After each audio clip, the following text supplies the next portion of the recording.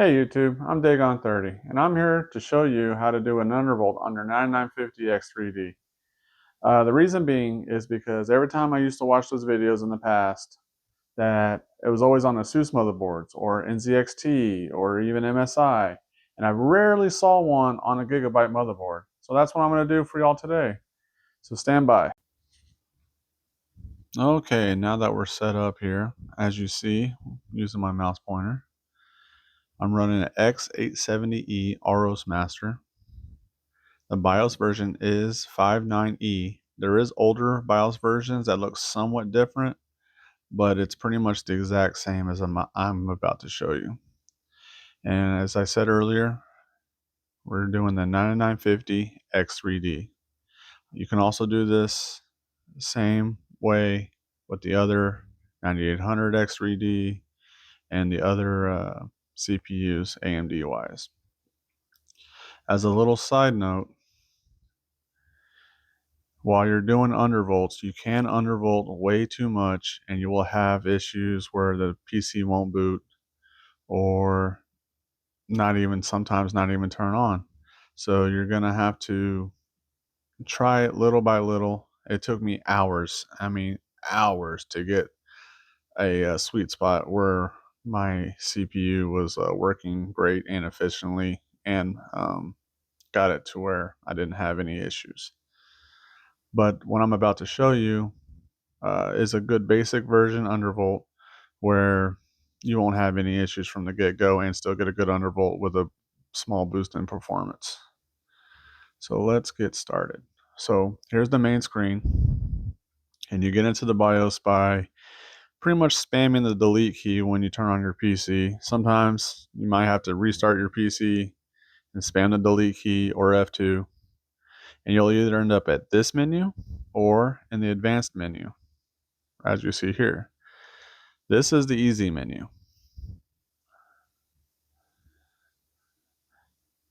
But if you start on this menu, all you have to do, as you saw earlier, is go to advanced mode, and then you start out here.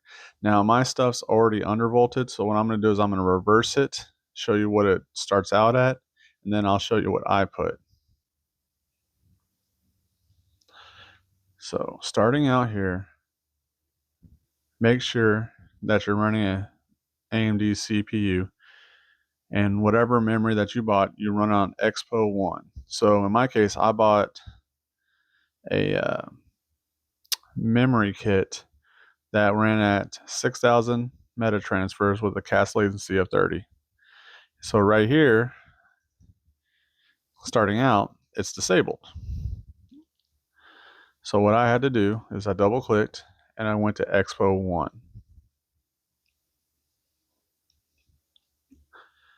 From there, that ensures that you're getting the full use, because this motherboard starts you out at 5,200 meta transfers. So I bought a kit that does 6,000. I want to get what I paid for. So I put Expo 1 at 6,000, and I'm getting the full 6,000 as you see right here. And then from there, what you want to do is you want to go ahead and hit save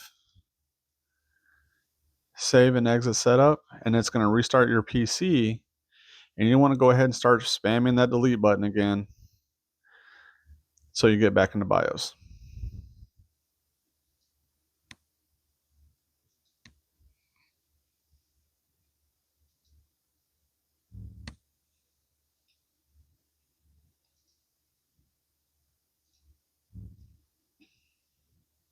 Okay, so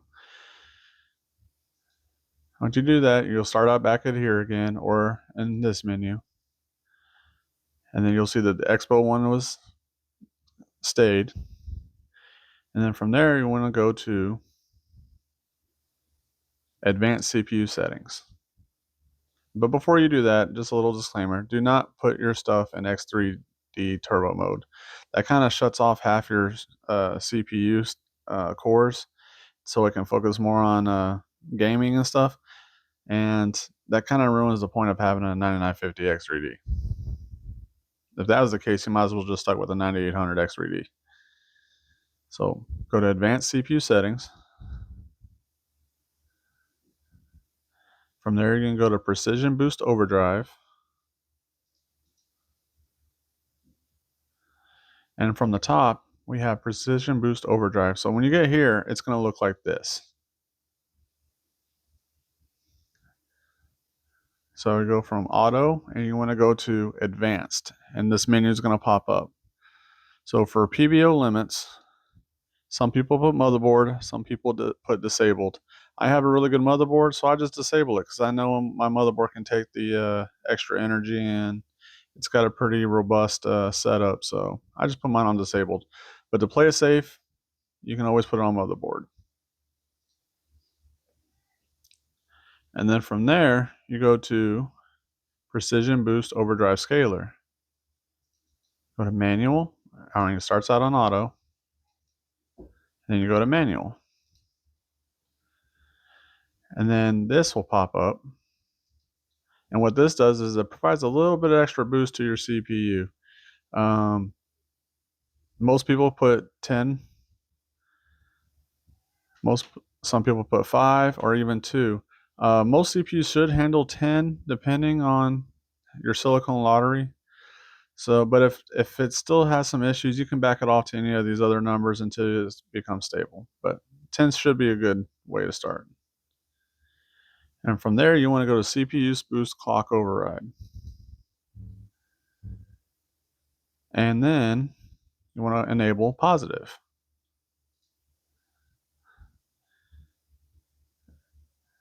And then you want to put on the max CPU Boost Clock Override, set it for 200. Now you max is 200, but you can put 100, hit enter, or 150 and enter. And what this is if there's thermal room, meaning your CPU is running cooler and efficiently, it's going to go ahead and add an extra 200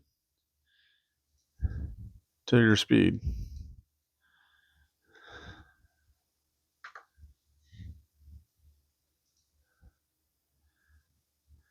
Then there's the platform thermal throttle control.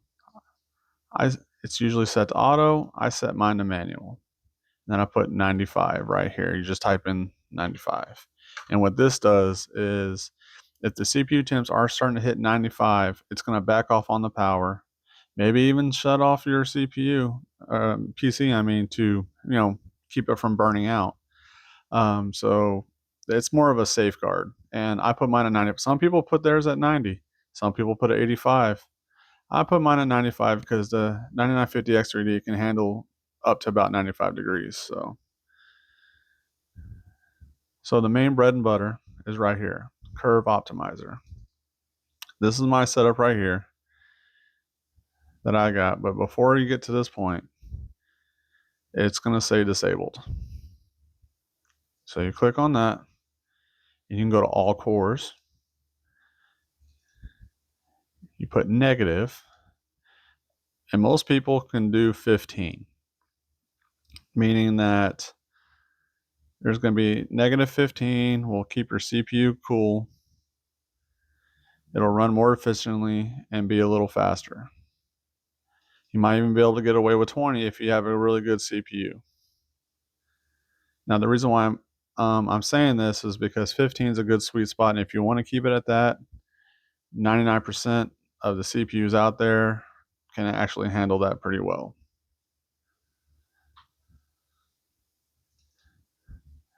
Then you got per CD, which is pretty much your CPU is broken up into two main sections. This is like your main CPU and your V cache. So some people set it up like this because their main CPU can handle 15 and their V cache can handle 20 on the negative part. And that's a pretty good way to break it down even further to try to be more efficient. But I like to do per core. And what this is this is the most advanced version. This is where you can take each core and add a negative undervolt. As you see mine, after hours upon hours upon hours and pretty much breaking my CPU constantly, and having to do a lot of BIOS resets, this is what my sweet spot is for my CPU. Everyone's going to be a little different, so you're just through trial and error. And So I found out that I get the best optimization this way. And the way you would do it is you click on 0, hit negative, go right here, and then you type in the number you want and hit enter. You got to hit enter, otherwise it won't take.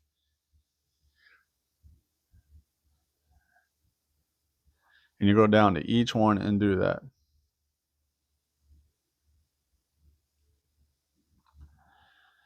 And you can stop right there if you felt like it, actually, and it wouldn't be that bad. But then I found out and I learned how to do curve shaper. And what this does is it actually furthers the undervolt in an even more in-depth way. I found out that your basic computer functions run on the minimum frequency, and when I tried to undervolt this, I actually had a lot of CPU stuttering, freezes, crashes, was not very stable at all. So I ended up leaving this on auto. And when I did that, my computer was stable, had no issues. So I went down. So the higher end functions of your CPU running programs and games and stuff like that, that's going to be on these two things right here. Whether it's gaming or video editing and things like that, I was able to put a good undervolt on these to further calibrate my CPU, you could say. Now, the way you do that is I'm going to act like it would be set to auto like this.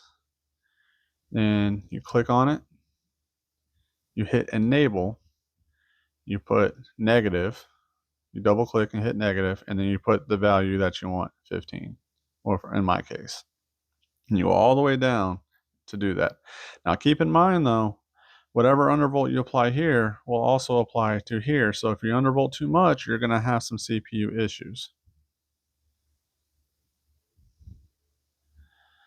And it might take some trial and error if you really want to go hardcore into this deep. But once it's all said and done, you think you got a good setup going, you go to save and exit, and you go to save and exit setup. You double click. And if you look here, these are all the changes that I've made. And you hit yes, and your computer is going to reboot. It's going to restart, and you'll be able to test out your CPU calibration, you could say, on like Cinebench 23 or any other benchmark stuff. I like Cinebench 23 personally. 24 is not bad either. And that's pretty much my tutorial on this, and I'm glad you guys stuck with me. If you like what you see, please like and subscribe. Leave some comments below, some tips and tricks that I may or may not know, and let's just have a conversation and let's teach each other some things. But again, thanks guys. I appreciate you. You guys have a good night.